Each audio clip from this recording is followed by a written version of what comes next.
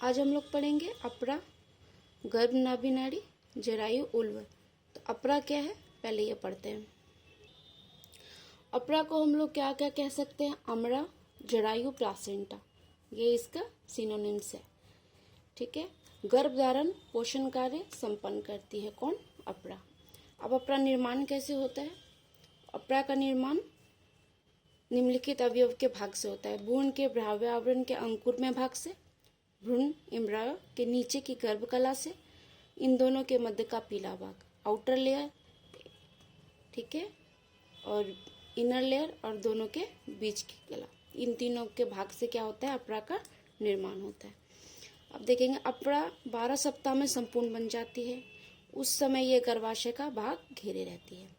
साधारण अवस्था में भ्रूण तथा माता का रक्त संचार आपस में नहीं मिलते, अतः एक पतली कला के द्वारा ही रक्त शुद्धि होती है। गर्भ के पूर्ण होने पर व्यास कितना हो जाता है? 9 इंच हो जाता है।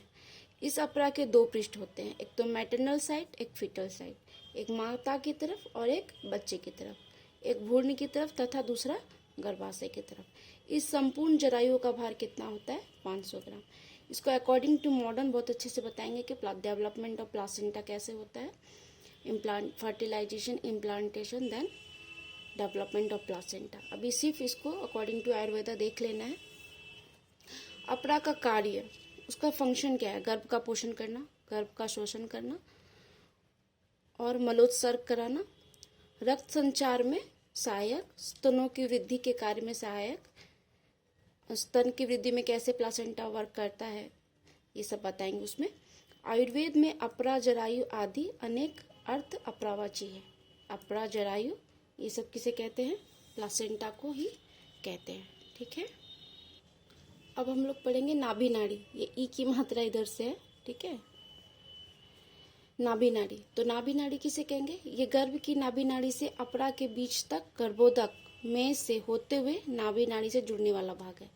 मतलब गर्भ की नाभि से लेकर के और अपरा से, ये बच्चा है, इसकी नाभि से लेके अपरा, ठीक है, के बीच तक जो रहता है नाभि नाड़ी से जुड़ने वाला भाग है, उसे ही क्या कहते हैं? नाभि नाड़ी। गर्भोदक का मतलब होता है एमनियोटिक फ्लूइड, ये बताएंगे आगे। जब अब इसकी लंबाई कितनी होती है? 18 से 20 इंच या 50 सेंटीमीटर। इससे कम रहेगी तो एबनॉर्मलिटी होगी, या ज़्यादा रहेगी तो भी। तो कम रहने से क्या होगा और ज़्यादा रहने से क्या होगा बताते हैं। इस नाभि नाड़ी में एक सिरा तथा 2 धमनियाँ होती हैं। एक सिरा तथा 2 धमनियाँ होती हैं। इसमें 2 इंटरनल इलियक आर्टरी जो नाभि मार्ग से निकलकर नाभि नाड़ी में प्रविष्ट होती है, जो गर्भ से अशुद्ध रक्त अपरा की तरफ लेके जाती है। 2 आर्टरीज, ठीक है। प्रसव के बाद इसी को वस्ती रज्जु कहा जाता है। क्या कहा जाता है? वस्ती रज्जु। कभी कभी नाभि नाड़ी का अभाव होता है, अर्थात नाभि सीधी अपरा से मिली रहती है। देखिए क्या लिखा है, नाभि सीधी अपरा से, ये नाभि सीधा है अपरा, ये बीच में जो कॉर्ड है ये नहीं रहेगा। तो क्या हो सकता है? अगर ऐसा हो तो नाभि नाड़ी का छोटा होना भी गर्भ के लिए घातक होता है, क्योंकि उसका पोषण सही रूप से नहीं हो पाता। तो क्या हो जाएगा बेबी? या तो IUGR हो जाएगा या तो फीटल डेथ भी हो सकती है। IUGR मतलब ग्रोथ रिस्ट्रिक्टेड, ये भी आगे बताएंगे। ज़्यादा सामान्य से ज़्यादा बड़ा होना, अगर 50 सेंटीमीटर से ज़्यादा है तो क्या होगा? शिशु के चारों ओर घेरा डाल देती है, कभी कभी, जिसमें कभी कभी शिशु की मृत्यु हो जाती है। कभी कभी कॉर्ड है जो गले में 2 बार 3 बार टाइटली राउंड नेक हो जाता है, जिससे वो दब जाने की वजह से बच्चे की मृत्यु हो जाती है। तो बड़ा होने से क्या होता है और छोटे होने से क्या दिक्कत आती है? पोषण भी नहीं हो पाता है, विकास में कठिनाई होती है। विकास में कठिनाई होगी तो IUGR हो जाएगा बेबी, ठीक है। ये प्लासेंटा है, ये जो है ये क्या है? नाभि नाड़ी है, इसमें आर्टरी और वेन है, ठीक है। ये हम लोगों ने पढ़ा नाभि नाड़ी। अब हम लोग पढ़ेंगे जरायु, उल्व। जरायु तो वैसे प्लासेंटा को कहते हैं, लेकिन जरायु और उल्व 2 कला है, एमनियन और कोरियन, ये अब हम लोग पढ़ेंगे। जरायु, उल्व। गर्भ कलाएं हैं दोनों, foetal membranes, chorion and amnion. तो जरायु क्या हो गया, कोरियन जो प्लासेंटा में रहेगा, एमनियन उल्व जो एमनियोटिक कैविटी बनाएगा। तो उल्व कला, जरायु कला यहाँ पे देख लेते हैं।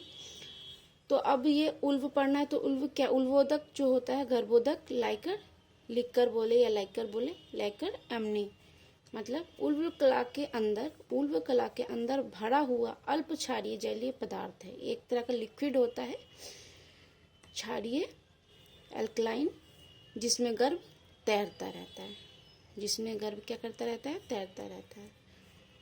अब ये क्या करता है, उल्व कला के एपिथेलियम कोशानुओं का स्त्राव जराऊ उल्व कला यानी chorio amniotic membrane, Korean amniotic membrane के माध्यम से माता के रक्त प्लाज्मा से स्पंदित परिस्राव तथा अपरांगत मातृ रक्त परिवहन से संयंत्रित द्रव है। अब यहाँ पे समझना क्या है कि जराऊ जो उल्व कला है, जो मेम्ब्रेन है, वो क्या करता है, माता के माध्यम से इसमें माता रक्त परिभ्रमण मतलब फीटल सर्कुलेशन कौन कराता है, यही कराता है। ये अच्छे से प्लासेंटा में बताएंगे कि किस तरह से करता है। गर्भ के अपरा एवं नाभि नाड़ी तथा त्वचा में परिभ्रमित रक्त से स्पंदित स्त्राव, वो कौन है, एमनियोटिक फ्लूइड। ठीक है, गर्भ उल्वोदक का पान करता है तथा लगभग उतनी ही मात्रा में मूत्र त्याग भी करता है। उल्वोदक फ्लूइड को पान करता है तथा लगभग उतनी ही मात्रा में मूत्र त्याग भी करता है। प्रगल्भ गर्भ लगभग 450 ml उल्वोदक का नित्य पान करता है। जो गर्भ है वो रोज कितने 450 ml का नित्य पान करता है, और जितना वो लेता है उतना ही मूत्र त्याग भी करता है। इसका जो कंपोजिशन है, घटक है, गर्भोदक कितना, जल कितना रहता है 98 to 99%, और बाकी इनऑर्गेनिक ऑर्गेनिक द्रव्य जो रहता है कोशानु कार्बनिक अकार्बनिक द्रव्य 1 to 2 सेंटीमीटर। तो ये गर्भोदक हो गया, लाइकर एमनी हो गया। ठीक है, एक तरह का फ्लूइड है। अब इसमें दो तरह का विकार होता है, या तो ज्यादा होने से और कम होने से। क्या होता है, अगर अधिक होगा अति उल्वोदकता तो हाइड्रोएमनियोज या पॉलीहाइड्रोएमनियोज बोलेंगे, अल्प उल्वोदक रहेगा तो ओलिगोहाइड्रोएमनियोज बोलेंगे। तो ज़्यादा रहने पे क्या होता है और कम रहने पर क्या होता है फीटस में, ये बताते हैं। अगर अधिक हो जाएगा, 2 लीटर से अधिक रहेगा तो क्या है वो, हाइड्रोएमनियोज, पॉलीहाइड्रोएमनियोज है। तो ये किस किस कारण से होता है, या तो यमलगर्भ ट्विंस बेबी से, गर्भ विकार मल्टीपल कंजेनाइटल एनोमली कर देता है, एनेन्सेफेली, ओपन स्पाइन फाइंड बाइफिडा, एट्रिसिया या ओसोफेगस। तो ये क्या करता है, एनोमली कर देता है, गर्भ विकार विकृति पैदा कर देता है। पॉलीहाइड्रोएमनियोज की वजह से बेबी में क्या हो सकता है, मल्टीपल एनोमली। और किस कारण से होता है पॉलीहाइड्रोएमनियोज, मधुमेह 20 to 30% में पॉलीहाइड्रोएमनियोज हो सकता है, जिसको डायबिटीज़ है, या फिर उससे डायबिटीज़ होने का भी पता चलता है। और एक किसकी वजह से होता है, RH आइसो इम्यूनाइजेशन क्या करेगा, हाइड्रोफिटालिस, ब्लड ग्रुप नेगेटिव रहने की वजह से भी क्या होगा, हाइड्रोफिटालिस। और क्या हो सकता है, किस कारण से, अपरा का कोरियोएंजियोमा, प्लासेंटा कैंसर, कोरियोएंजियोमा। ठीक है, अपरा का। अब इसका सिम्टम क्या है, साइन क्या है, कैसे पता चलेगा, एक तो क्या करेगा ये, रक्तचाप वृद्धि, एडिमा हो जाएगा पैर में, और मूत्र में सबसे ज़्यादा किसकी मात्रा रहेगी, एल्ब्यूमिन की। और इससे होने वाले कॉम्प्लिकेशंस, उपद्रव क्या क्या है, प्रीमेच्योर लेबर, हाइड्रोएमनियोज रहेगा तो प्रीमेच्योर लेबर, समय से पहले दर्द होना शुरू हो जाएगा, प्रीक्लैम्सिया, माल पोजिशन प्रेजेंटेशन या मूड गर्भ, ये बताएंगे। माल पोजिशन एंड प्रेजेंटेशन किसकी वजह से, पॉलीहाइड्रोएमनियोज की वजह से ये सब हो जाएगा। अब अल्प उल्वोदकता की वजह से क्या होता है, या ओलिगोहाइड्रोएमनियोज क्यों होगा, कब होता है, गर्भ के वृक्क की अनुपस्थिति या मूत्र संस्थान में कहीं भी पूर्ण अवरोध अथवा अपरा के कार्य की अपर्याप्तता, प्लासेंटल इनसफिशिएंसी संभाव कारण है। प्लासेंटल इनसफिशिएंसी की वजह से ये ओलिगोहाइड्रोएमनियोज होता है, कब होगा ओलिगोहाइड्रोअम्नियोस? 500 ml से कम रहेगा। क्या लिखकर 500 ml से कम रहेगा तो ओलिगोहाइड्रोअम्नियोस है। अब इसका साइन क्या है? एडिशन, क्लब फूड, गर्भ के श्वसन संस्थान की अल्प वृद्धि, फीटल मूवमेंट भी कम पता चलेगा। बच्चे का जो घूमना होता है वो भी डिक्रीज हो जाएगा, डिक्रीज फीटल मूवमेंट। तो हम लोगों ने पढ़ लिया जरायु उल्व। उल्व क्या है? फ्लूइड है, ठीक है।